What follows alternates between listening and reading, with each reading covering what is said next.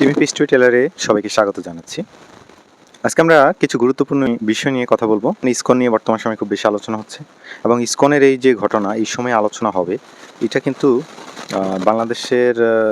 এই যে বর্তমান পরিস্থিতি, অর্থাৎ একটা রাজনৈতিক এবং একটা যে শূন্যতা সৃষ্টি হয়েছে বাংলাদেশে, যে কয় ধরনের ন্যারেটিভ বর্তমানে প্রচলিত রয়েছে তার মধ্যে সংবাদপত্র, বিশেষ করে প্রথম আলো এবং ডেইলি স্টার নিয়ে যে আলোচনা এবং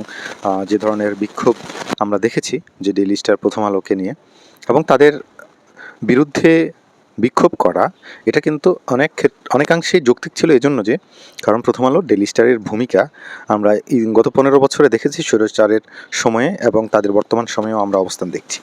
ডেইলি স্টার প্রথম আলোর কার্যালয়ের সামনে যে বিক্ষোভ হয়েছে সেই বিক্ষোভ যারা দেখেছেন এবং সেখানে যারা উপস্থিত ছিলেন তারা কিন্তু কম বেশি অনেকেই অনুমান করতে পেরেছেন বা বুঝতে পেরেছেন যে সেই বিক্ষোভের পরপরই কিন্তু চিন্ময়ের ঘটনাটি সামনে আসে এবং চিন্ময়ের ঘটনায় কিন্তু তাকে রাষ্ট্রদ্রোহীর মামলায় গ্রেপ্তার করা হয় এবং সেই গ্রেপ্তারের যখন রায় ঘোষণা করা হয়, রায় নামঞ্জুর করে তাকে আবারও আদালতের রায়ে তাকে আবারও জেলে পাঠানো হয় এবং সেখানে আমরা দেখেছি সে গত দুদিন আগে সেখানে যে ধরনের নরকীয় হত্যাকাণ্ড সংঘটিত হয়েছিল ইসকন সদস্যদের কেউ একজন সাইফুল ইসলাম আলিফ অ্যাডভোকেট তাকে নির্মমভাবে নৃশংসভাবে হত্যা করেছে এবং এই হত্যাকাণ্ডের সাক্ষী রয়েছিল পুরো আদালত প্রাঙ্গণ জুড়ে শত শত আইনজীবী ছিল, তারপর হচ্ছে জনতা ছিল, তারা সবাই দেখেছে, টিভি ফুটেজের রেকর্ড রয়েছে। তো সব কিছু মিলিয়ে যেটি বোঝা যাচ্ছে যে আসলে ডেইলি স্টার প্রথম আলোকে নাড়া দেওয়ার প্রেক্ষিতেই কিন্তু এই ধরনের অবস্থার সৃষ্টি হয়েছে এবং ইসকনের ইস্যুটা সামনে চলে এসেছে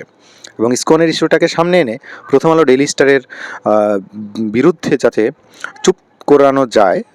যারা আন্দোলন করছিল, বিক্ষোভ করছিল, সেই একটা ব্যবস্থার একটা যোগসূত্র থাকতে পারে বলে আমিও মনে করছি, অন্যান্য বিশ্লেষকদের মতো। এবং এখানে আরেকটা বিষয় গুরুত্বপূর্ণ, সেটি হচ্ছে যে চিন্ময় প্রভুপাদ যাকে বলা হচ্ছে, সেই চিন্ময় আসলে গত জুলাই মাসে কিন্তু ইসকন থেকে বহিষ্কার হয়েছিল এবং তার বিরুদ্ধে নানা ধরনের অভিযোগ রয়েছে, তার বিরুদ্ধে শিশু নির্যাতনের অভিযোগ রয়েছে এবং তাকে সংগঠনের আইন শৃঙ্খলা পরিপন্থী কাজে জড়িত থাকার বিষয়ে নানা সময়ে নানা ধরনের বার্তা দিয়েছে এবং প্রেস ব্রিফিংও রয়েছে। তো সেই চিন্ময়কে নিয়ে আবার ইসকন এতটা লাফালাফি করার পেছনে আসলে নিশ্চয়ই কোনো কারণ থাকতে পারে না, যে আইনত বিশৃঙ্খলার, যার বিরুদ্ধে বিশৃঙ্খলার অভিযোগ রয়েছে সে রাষ্ট্রদ্রোহিতা করেছে, এ নিয়ে আবার ইসকনের পক্ষ থেকে মাতামাতি করার মতো কোনো কিছু নেই। তারপরে আমরা দেখেছি যে সারা বিভিন্ন জায়গায় ইসকনের অনুসারীরা বা সদস্যরা কিভাবে যে নাশকতা করেছে বা ধ্বংসলীলা চালিয়েছে। এখন আসি আমরা এই বিষয়গুলোর সাথে আসলে যোগ সাজেশ রয়েছে ভারতের, এটা কম বেশি সবাই আমরা বুঝতে পারি এবং ভারতের মিডিয়াগুলো যেভাবে উঠে পড়ে লেগেছে এবং একেবারে মিথ্যা বানোহাটভাবে কিন্তু বর্তমান বাংলাদেশে চলমান ইসকন ইস্যুতে, ডেইলি স্টার প্রথম আলোর ইস্যুতে তারা কিন্তু সরব রয়েছে এবং তারা এর আগেও ছিল।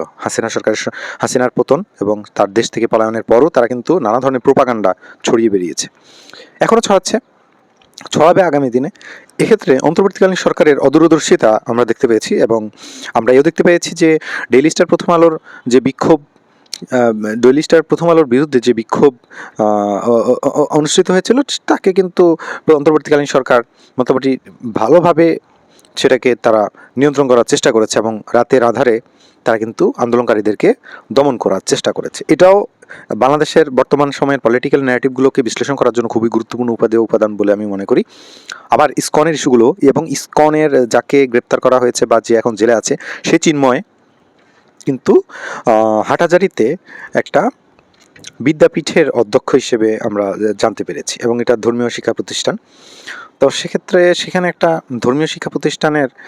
যে গোড়াপত্তন হয়েছে এবং সেখানে আবার হাটহাজারীতে কিন্তু মুসলমানদের বা মুসলিমদের, বাংলাদেশি মুসলিমদের একেবারে খুব